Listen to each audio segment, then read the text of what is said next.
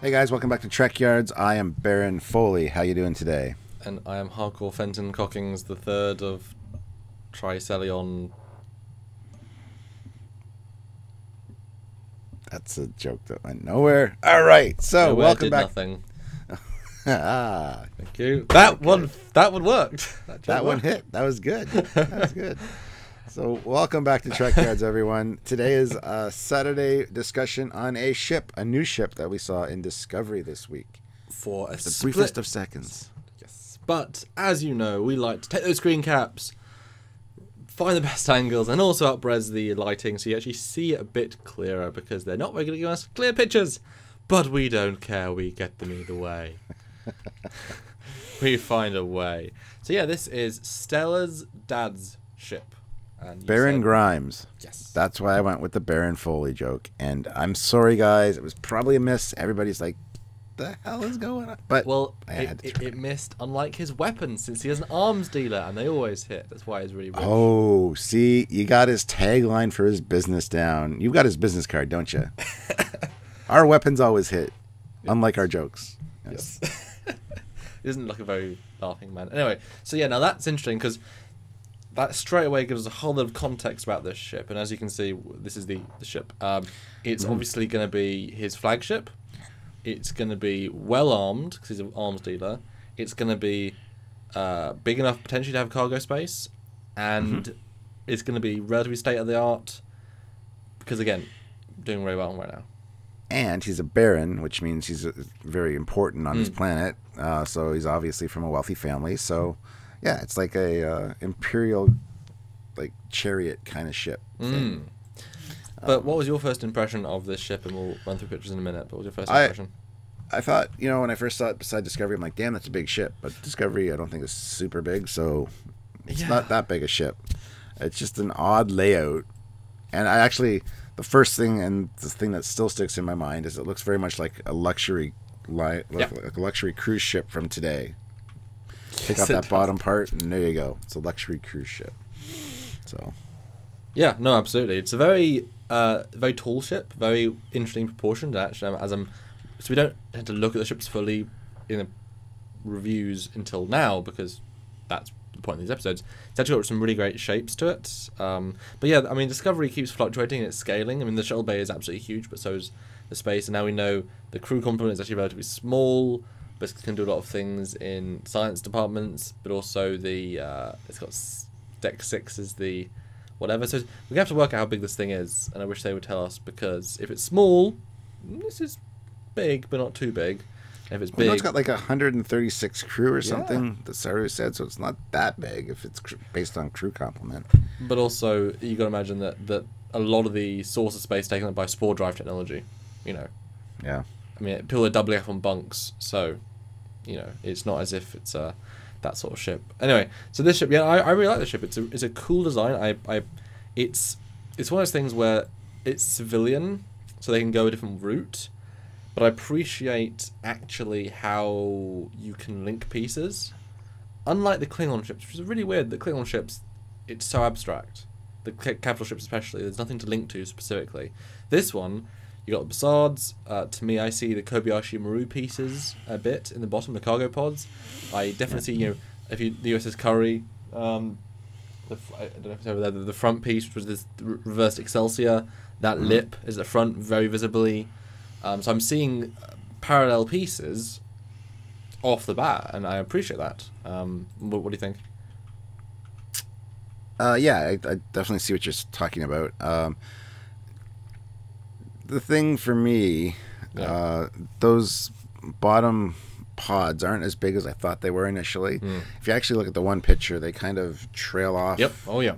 Onto the one side. I didn't realize that at first, so I thought those were big, like cargo bays or something, but they're not. Nope. They're actually quite elegant shape-wise if you actually work out. But also creates a very strange shape profile. Yeah, it does, absolutely. Like I'd love to see some orthos of this ship, actually. Absolutely. Let's get a better feel for what I'm looking at, because as we know, different angles definitely change the way a ship feels, and what we can glean from its purpose. But this one, the Bizarre collectors are very cool. They're huge, I gotta say, and they're red. And there's 3 of them, which might be a little cheeky reference to Discovery, which the original version, which had 3, yeah, 3, and also this production Discovery does have 1 big, 2 small. This one has 1 big, 2 small in different configurations. That could be, the one of the current iterations of tech is you can't have the hugest one. We've got to do multiple. But I really like that layout, actually. It's cool. It's familiar yet not. And the red really works. It really, really works with this. Yeah. And I do get the luxury vibe from it. Like, the top part is all just built for comfort. It's even got, like, it looks like a stadium or something at the back. Almost, you could have, like, a concert or something. And it's got a blooming statue on the front. Like a gold lion statue. Yes, that how shows classy is that? Yeah, the ostentatiousness of it. That's really hard to see, but you can get a look at it. And I do love the fact that there's a honeycomb shaped deflector array of some sort at the front there. The yellow honeycomb shapes. I thought that was a cool addition as well. So, and if you go to the last picture, what underneath that is likely torpedo launchers. Oh yeah. There's a nice familiar shape. Yeah, absolutely. But no, I like it. It feels very much like the bottom is all the warp, redundancy systems, but in a different configuration. They've gone for thicker, like every bit of tech is in the front, then trailing edge is something else. I mean, the other bits that need to be there. Then this big, broad neck, which is just like, I mean, it does look as if the top piece is a sailboat. They plucked off the sea and then connected to a warp drive pod, which is, I mean, it actually surprisingly works. I'm digging it because it has a sort of sci-fi vibe. It has a sort of interesting thing. The extra red glows in that lip is cool. I like the window size. Pretty small ship based on the window size, but that's great. A lot of decks. But you can imagine that maybe the front circle half saucer circle bit is the living space, the tower is the control, that entire back part is storage space. Then it's just like, flats in front of a warehouse on space wheels. Yeah. That's a thing that we just said.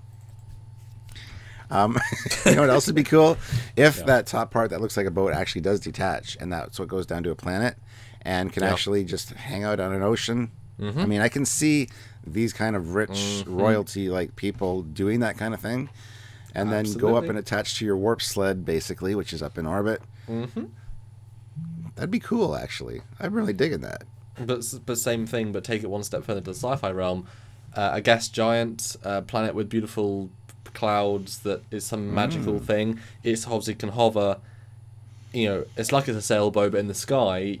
Any number of things, yeah, absolutely, and that'd be very natural, very cool.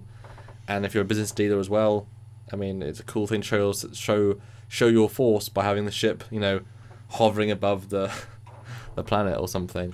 Now, I will say though that what I'm thinking, because this thing would be quite heavily armed, given his job. If you go to the third picture and the second picture, you can see what I'm thinking are turrets pointing out of the top, either side. In the first picture, they've got space and go up and down. In the later pictures, you can see they point right out. So I'm guessing those are some sort of weapon turrets. What do you think? My first reaction would be yes, but then I'm thinking about it. I'm going, these kind of barons and things. Yeah, sure, they're in charge of dealing weapons, but they're not going to have that on their personal. This is wartime, though. But you're in the Federation space. I don't know. I can see it going both ways. Have them on board, have your weapon systems on board so you can demonstrate them to prospective clients. But at the same time, I would think that his own pleasure vehicle or his pleasure craft would not include those. So that could go either way. I just think this isn't a pleasure craft as his flagship, his business. It does both. That's why they've got this big space in the back. Could be, yeah. I just thought with the lion and stuff, it's a little ostentatious to be. Well, he's doing a lot of business right now. He wants to look good while doing it. I guess. And they said he's rich right now. But it's weird to see visible weapons if they are weapons. I'm not sure what else there'd be. Maybe some deflectory prongs. I don't know. Well, it could be, like I said, there's a stadium in the back there, and it's got like a roof that opens up with transparent like force field, and those things are like fireworks launchers for like. Oh, every deal you finish is a fireworks show. Yeah, launch photonic fireworks, and look at the night sky. That's beautiful. Photonic fireworks, I love that. Made up on the spot just now. Here are for you on Trekyards. That's brilliant. No, I actually really like the ship. I'm kind of surprised that we don't see a big name painted on the hull. That would have been a nice touch to go with the marine vibe. Yeah. You know, Lady Luck or something. Well, maybe it's on the back. Like maybe we'll see it later at some other point, because that's where usually they put the name of the ship. So. Yeah. I'm assuming the impulse drive is right at the back, just sort of kind of like the Oberth, just a big stuck at the back. Yeah, I would imagine so. I would love to get specs on this. How fast can this thing go? You know, that kind of thing. Yeah. This is an interesting ship. I would like to see more of it. Because it fits in the Trek world with some visible technology, but it's got a very unique style, yet familiar shapes, yet is something different. This is a nice. I think this is something that's better than some of its parts. Yeah, you know? Absolutely. Yeah. Although my initial gut reaction to it was I didn't really like it. I thought it was too clunky, too thrown together, too ship of the week or ship of the second, as it were. In this case. Ship of the 47 frames. Yes. But it is interesting, and I would like to learn more about it. What is it? Pretty? Not really. It's kind of clunky, but it's got nice curves within its clunkiness, and you can see why for the reach. It works for a civilian craft, and a civilian pleasure craft at that. I mean, it's absolutely fine. And honestly, the statue really sets it off. Yeah. Because it gives it some extra context, it gives it character. Without that, it would be more generic. But that detail gives you a backstory almost. You're going to have to see if you can zoom in for the people, because I'm zoomed in now, and you can see the detail on that lion. It's really kind of cool. Yeah. You're welcome, guys. Yeah. We look at this rubbish, so you don't have to. But I do like that third picture, the way the back parts are sort of streaking back. The neck is very big, very bulbous, but you can imagine there's stuff in that, turbo lifts, and even maybe a shuttle, a shuttle pod launch bay.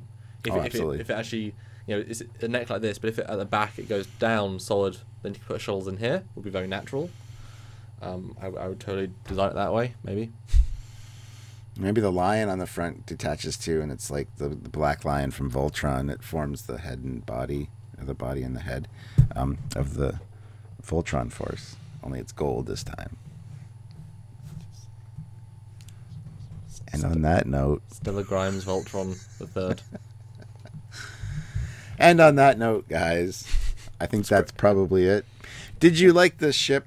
Do you want to see more of this ship? Did we intrigue you? Did we pique your interest a little bit and teach you a few things about it you didn't know? And did we surprise you how much enthusiasm we had about a ship that's in it for 23 frames? Gold lions and photonic fireworks launchers. Yes! It's a thing now.